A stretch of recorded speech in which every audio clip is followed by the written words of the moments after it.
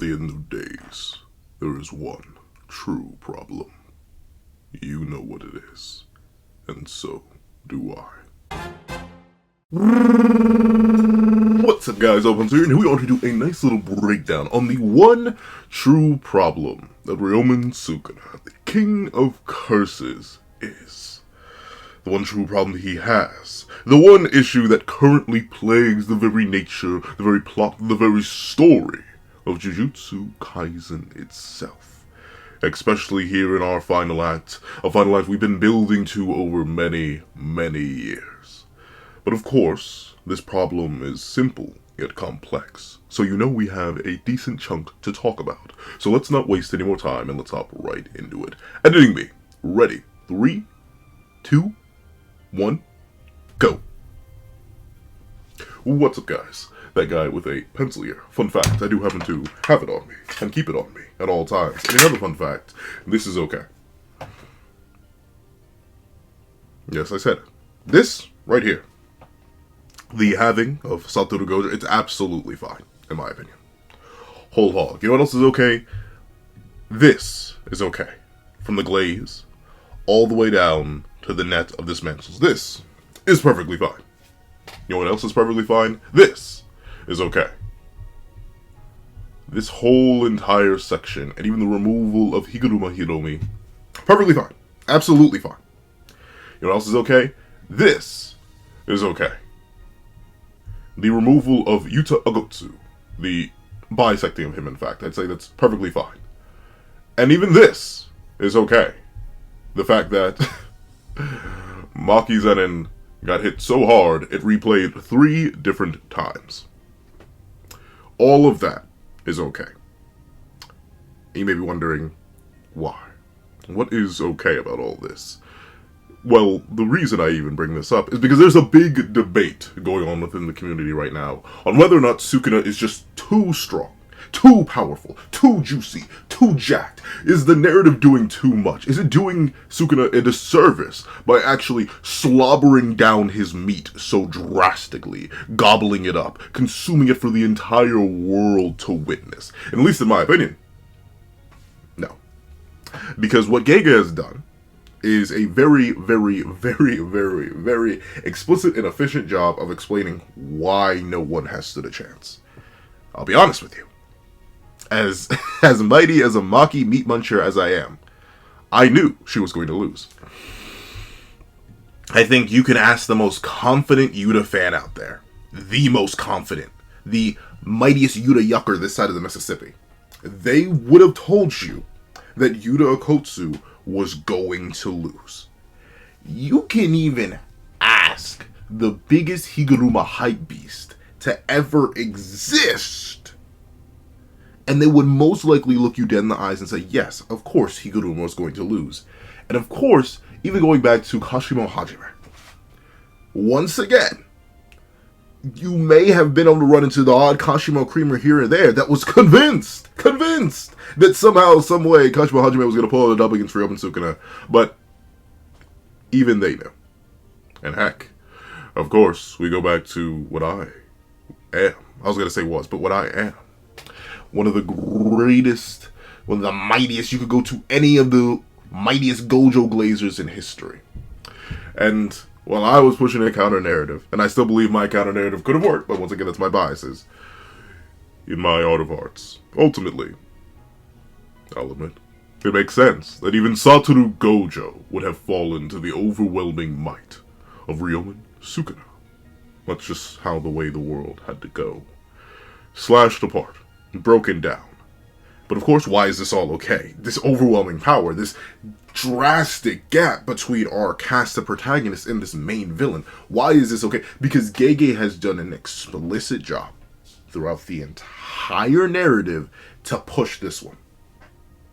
Sukuna, on numerous occasions, has been described as not even a sorcerer half the time. More so a calamity. An issue that drastically affects the very state of the world. Transcendent. Remember, when we first got introduced to the original Sukuna, 4 arms, dual-wielding Sukuna, he was called an imaginary war deity. the man was considered a god.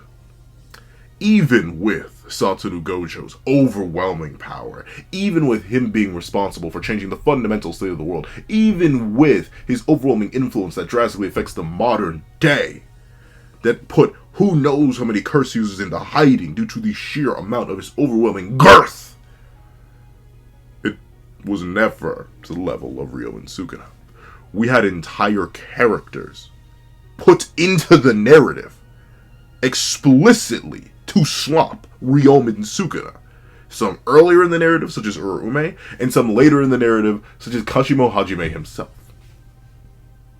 Whole characters, whole top 10 characters. I want you to realize this. Remember, we had characters like Kenjaku, who, no matter how you feel about him now for getting one shot by Base Yuta, one of, if not the smartest character in the entire series, and easily a top 10 character in the entire series. You may be able to boot him out of top 3. And in fact, I'd probably say you can. You could probably even boot him out of top 5 if you're feeling fancy. But easily a top 10 character in the series, glazes Sukuna. Uses Sukuna as a wall against Satoru Gojo. Urume, another pretty, like, especially depending on where you place Akari, especially Jackpot Akari, another top 10 character in the series, literally the chef of Sukuna, whose whole purpose is to glaze Sukuna. Kashimo Hajime, the strongest of an entire time period, which included monsters like Ryu Ishigori, the man with the highest output in all of history, specifically built to slop Sukuna. Bro dedicated his entire second life to run into a man who he immediately glazed. Gege has put in the work.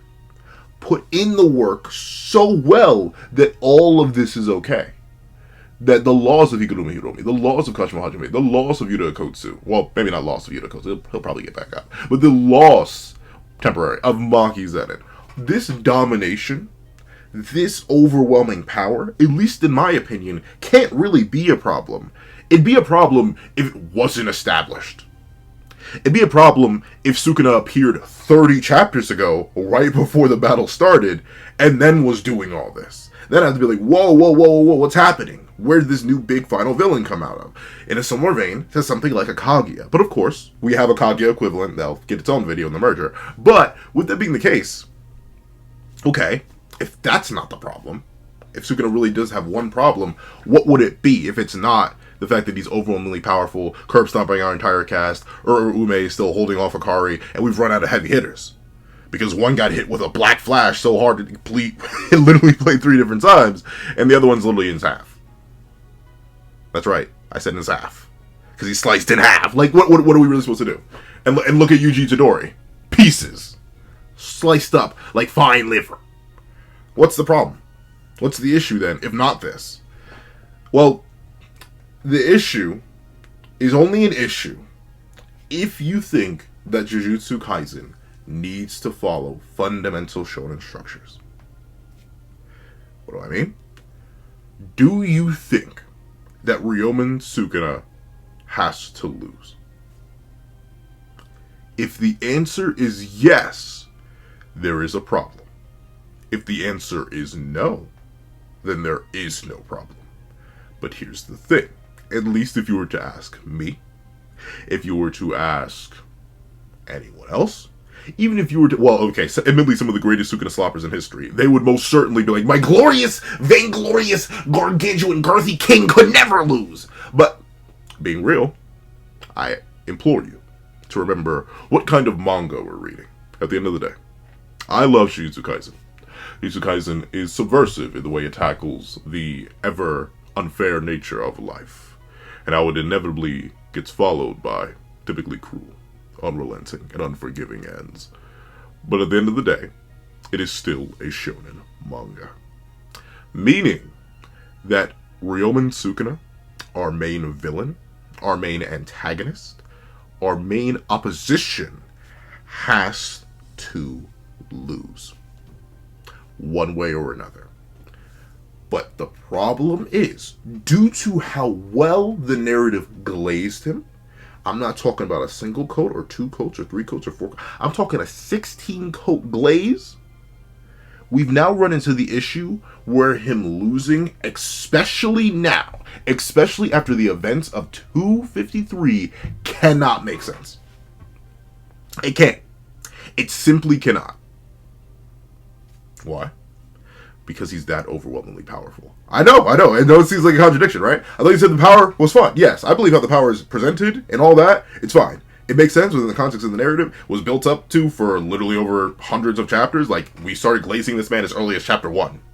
Like, trust me, his overwhelming amount of power makes sense. That's perfectly fine. It's just the fact that we're in this state where he can, at least feasibly, notably, there are ways I can think of, which I'll tackle in a second. But the big issue here is, in the most conventional way to beat a main villain, which is beating them up, we just don't have options. At least if our main cast keeps on this path, which seems like they are, or if our main cast is even alive or capable of fighting. Realize this is the weakest Sukuna, period. Point blank. The weakest, except for maybe a 0.5 finger Sukuna, or a Sukuna at the end of the Gojo fight who was missing his toes.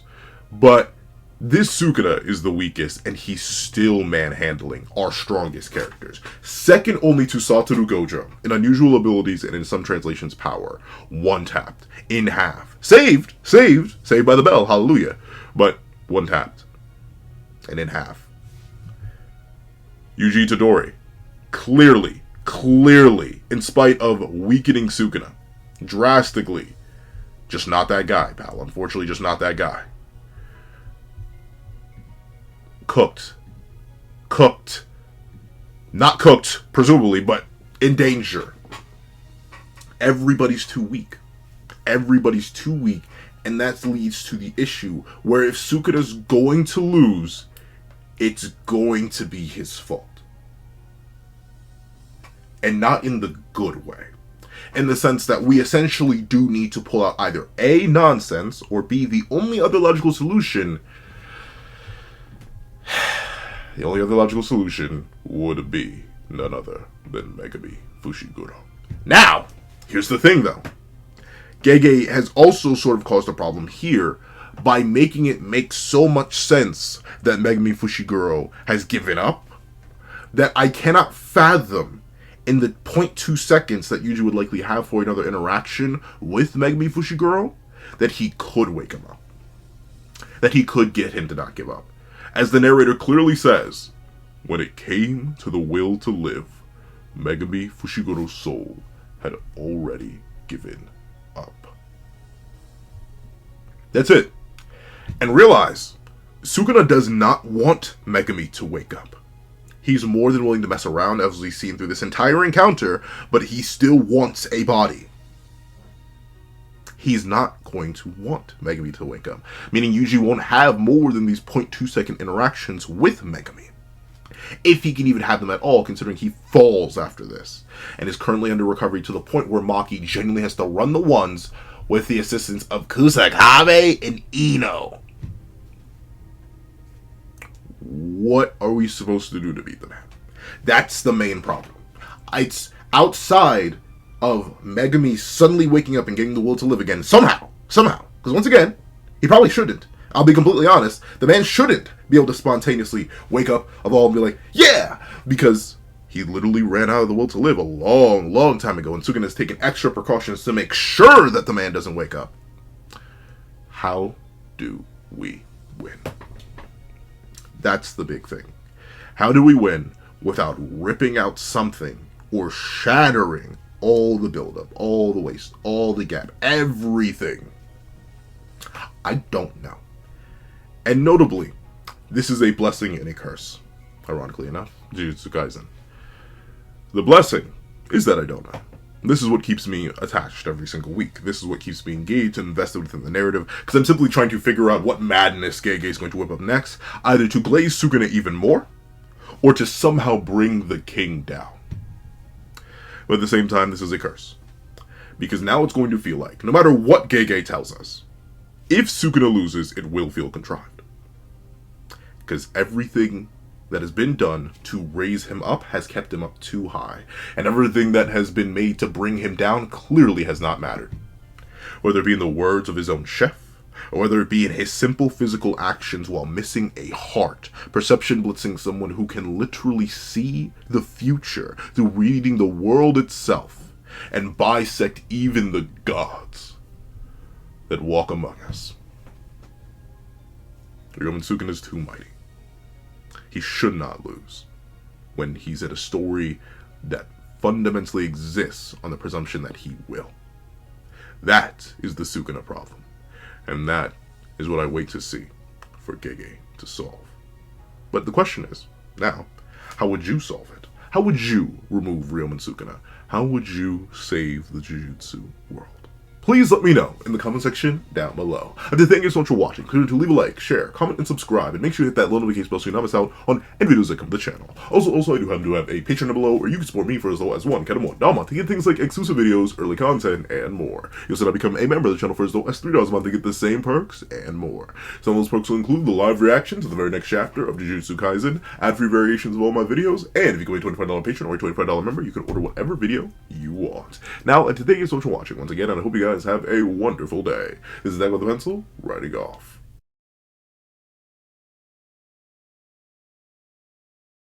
I'd like to give a thank you to our $3 members: Connor Plays, Greyhound, Atkins Void, Astro, Red Wolf 4765, Eternal Flame, and Teen Mitgao. And I'd like to give a thank you to our $5 patrons: Steron, Sean, Panda Goat, Midnight Lord 21, Kevin, Ignil, and EHAC1. And I'd like to give a thank you to our $7 member, Autumn Mornings Lazo.